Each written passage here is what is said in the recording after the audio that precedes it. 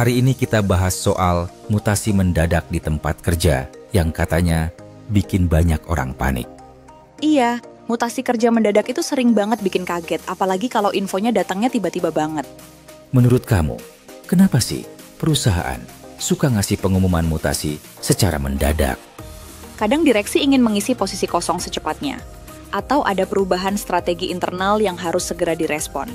Tapi efeknya ke karyawan besar banget ya, apalagi kalau belum siap mental buat pindah atau menyesuaikan diri. Betul, banyak yang langsung kepikiran keluarga, tempat tinggal, bahkan biaya hidup di lokasi baru. Ada juga yang merasa mutasi mendadak itu seperti kabur dari masalah, padahal belum tentu itu solusi terbaik. Bener, kadang mutasi justru bikin masalah baru. Karyawan bisa merasa diasingkan atau nggak dihargai. Kalau aku sendiri pernah dengar cerita, ada orang yang sampai resign karena nggak siap dengan mutasi dadakan. Wah, itu sering terjadi. Bahkan ada yang langsung packing tanpa sempat pamit ke rekan kerja. Sebenarnya, perusahaan punya nggak sih tanggung jawab buat mempersiapkan karyawan sebelum mutasi? Menurutku wajib, minimal ada masa transisi, pembekalan, atau sekadar support psikologis. Tapi kenyataannya, masih banyak yang merasa diperlakukan kayak barang kiriman, dipindah tanpa penjelasan. Iya, kayak paket ekspres, tahu-tahu sampai di tempat baru. Kadang malah nggak tahu mau ngapain di sana. Menurut kamu, gimana sih cara karyawan menghadapi mutasi mendadak ini? Yang pertama, harus tenang dulu. Jangan langsung panik atau overthinking. Coba kumpulkan informasi sebanyak mungkin. Aku setuju, dan jangan ragu buat bertanya ke HRD atau atasan soal alasan, mutasi dan fasilitas yang didapat.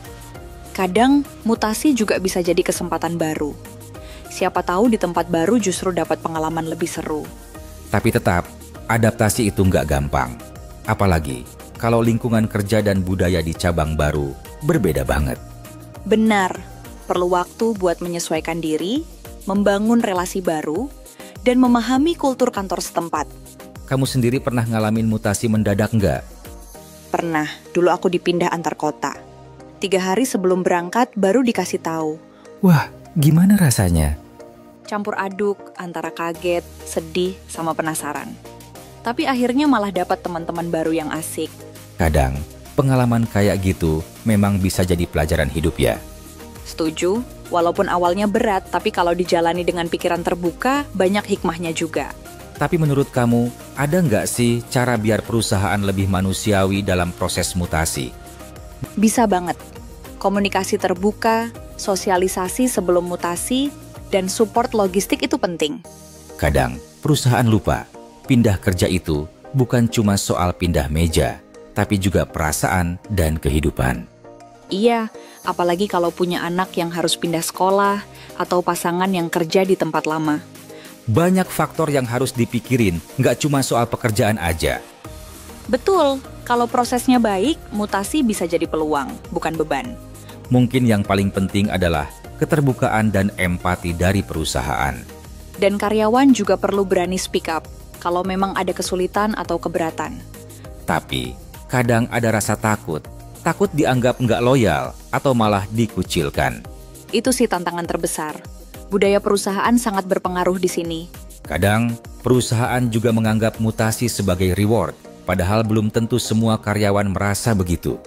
Iya, bisa jadi malah dianggap hukuman, apalagi kalau dipindahkan ke tempat yang kurang strategis.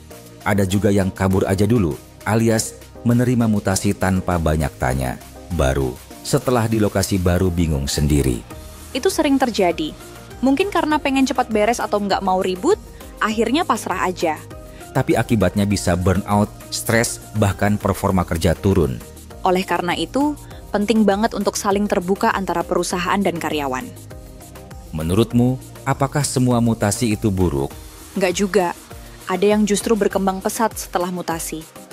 Tapi yang penting prosesnya harus adil dan manusiawi.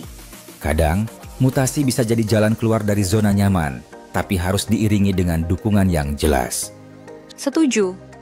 Kalau cuma asal mutasi tanpa persiapan, malah jadi bumerang buat perusahaan dan karyawan.